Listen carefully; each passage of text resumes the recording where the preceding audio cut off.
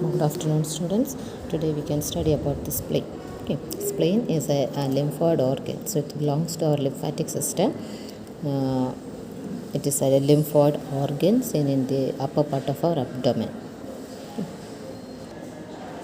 So this is our abdominal cavity. Here we can see this is the diaphragm, and here comes the stomach. In this part here, left side, towards the left side in the upper part of the stomach, we can see a small organ, this one. So this is the spleen. Here we can see this is spleen. Okay. So spleen can be seen in the upper left side of the abdomen. Okay. And it can be seen in the left hypochondrium. This is the left hypochondrium. 9 regions of abdomen we already know. So it is seen in the left hypochondrium and partly in the epigastrium. Partly seen in the epigastrium. So mainly it can be seen in the left hypochondrium. There, that is the location. And next is the it is a wedge-shaped organ. Spleen is a wedge-shaped organ. It is seen between the stomach. This is the stomach, and it is wedged between the stomach and the diaphragm. So here we can see this is our spleen, and here comes the stomach like this. Stomach will come like this, and this is the diaphragm. So it is wedged between the stomach and the diaphragm here. Okay. And this is the spleen, and external features, it has a length of about 12.5 centimeter to 12.5 centimeter length, and it has a width of about 7.5 centimeter width, that is broad. It is 7.5 centimeter broad, and it has a thickness of about 2.5 centimeter thickness. Okay, and it has 7 ounce weight, and it is related to 9th, 10th and 11th ribs. So here we can see this is the 9th rib. So it is related to 9th rib, 10th rib and 11th rib here. Okay. So it is related to 9th, 10th and 11th rib. Okay. So this is the spleen. That is the external features. Sorry, these are the dimensions. Then coming to the external features of the spleen has an anterior end. It has an anterior end, or it is otherwise known as lateral end, and a posterior end or medial end. So it has 2 ends, anterior end and posterior end, and it has 3 borders: superior border, an intermediate border and inferior border.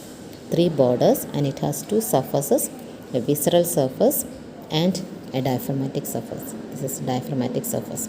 So it has 2 surfaces: diaphragmatic surface and visceral surface. Then it has 2 ends, anterior end and posterior end. It has 3 borders: superior border, intermediate border and inferior border. Okay, 3 borders and 2 surfaces: visceral surface and diaphragmatic surface. Okay. So these are the external features. Okay. Then superior border, anterior end, we are coming to the ends. Anterior end, this is the anterior end. So we can see it is broad like a border, anterior end. So anterior end is also known as lateral end, and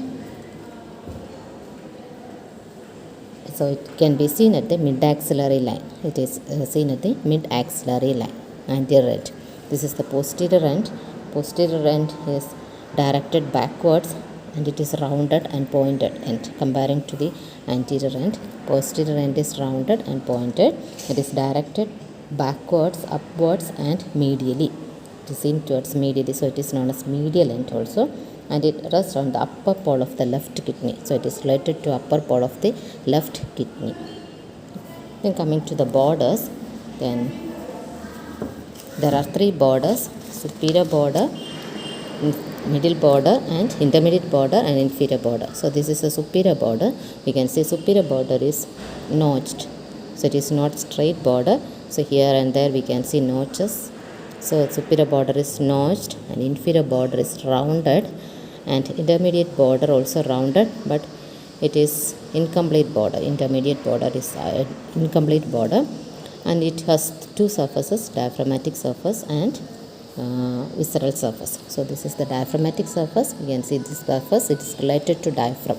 This picture we can see Here comes the diaphragmatic surface, and this diaphragmatic surface will be related to diaphragm. Okay, this is visceral surface. So visceral surface is related to all the viscera, internal, not all. Here we can see this is the stomach. So stomach will be seen in the upper part here. Then comes this is the kidney. So lower part it is related to kidney, and this anterior end it is related to large intestine. This is the large intestine, colon. Okay, and we know hilum will be related to the pancreas. This is the pancreas. Here we can see this part near to the intermediate border, it is related to pancreas, tail of the pancreas. Okay, so in this we can make out this is the upper part, this part is related near this is superior border. So this upper portion, this visceral surface, the upper part it is related to stomach. So this is known as gastric impression. Lower part, this part is related to the kidney. So it is known as renal impression. Here this part is related, anterior end is related to the colon. So this produces colic impression. And here this hilum is related to tail of the pancreas. So here comes the pancreatic impression. Yep. Then at the middle of the visceral surface, we can see the hilum of the spleen.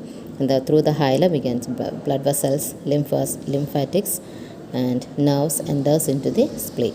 Okay, here this is splenic artery and splenic vein. Okay. Then just two angles. Here the anterior end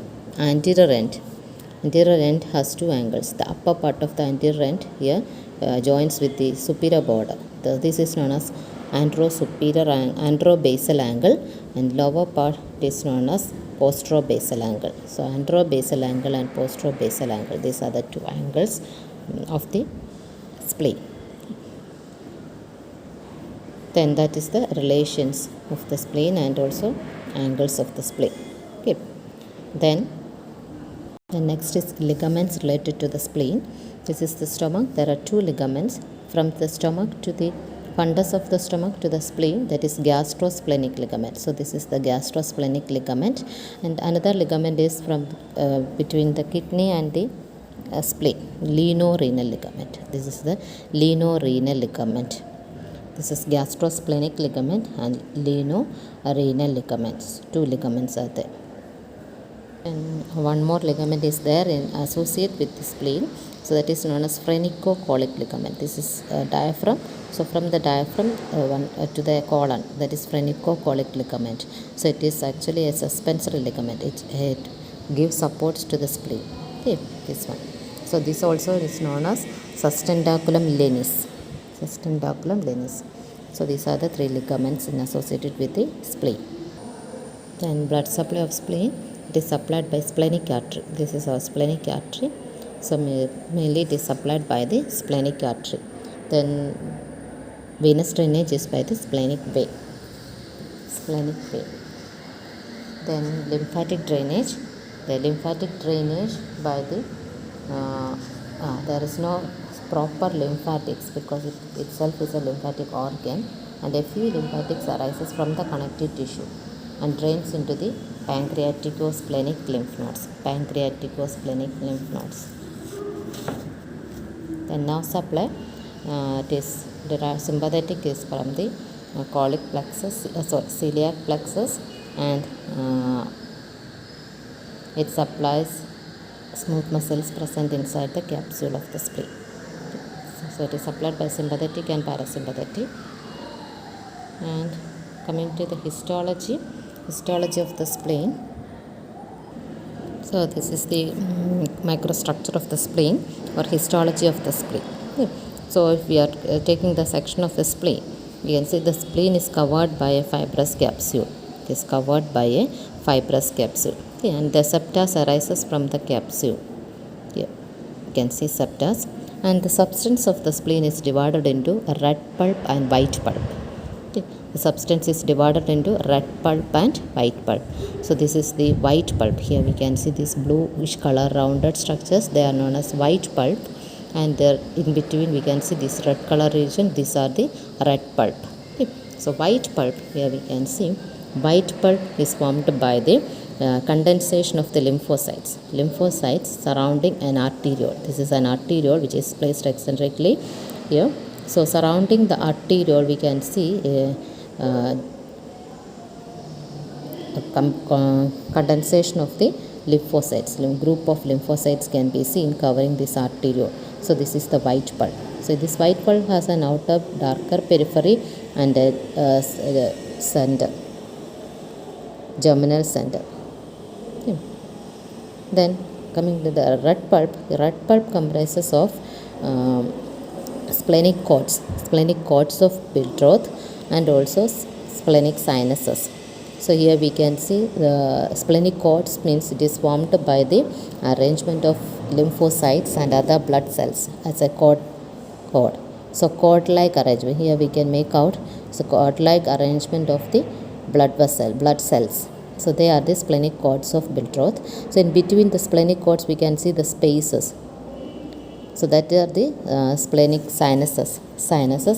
So the both comprises of form the red pulp. So red pulp is formed by splenic cords of Bildroth plus sinuses. Splenic cords and sinuses forms the red pulp. Okay. Splenic cords is formed by lymphocytes, RBCs, WBCs and all blood cells, okay, which are arranged in a cord as a cord-like structure. Okay, that is the splenic cords of Bildroth. Okay. So this is the histology of the spleen. Okay. So covered by a capsule, and substance is divided into white pulp and red pulp. White pulp is formed by the lymphocytes. Lymphocytes can be seen surrounding an arteriole. That is the white pulp. White pulp has an outer periphery, darker periphery and a germinal center. Then red pulp is formed by splenic cords and the sinuses. Splenic cords is formed by the blood cells, that is lymphocytes, RBCs, WBCs, platelets, everything. It's are arranged as a cord-like manner that forms the splenic cords of Bildroth, and we can see the spaces in between them, that is the sinuses. So they both forms the red pulp. So that is the histology or microstructure of a spleen. Then coming to the applied aspect. So applied anatomy, splenomegaly. Splenomegaly is a condition in which the enlargement of spleen. The spleen will be enlarged, become big when comparing to the normal size. So this is the this is mild enlargement, then it will be enlarged like this. So this is severe enlargement. So like that there will be enlargement of spleen in some patients. So that condition is known as splenomegaly. And if it is enlarged, we can feel easily palpating the notches of the superior border. Notches can be become palpable, and we can remove the surgical removal of the spleen. The surgical removal of the spleen is known as splenectomy, and during the splenectomy we should be careful about the tail of the pancreas, because tail of the pancreas is closely related to the hilum of the spleen. And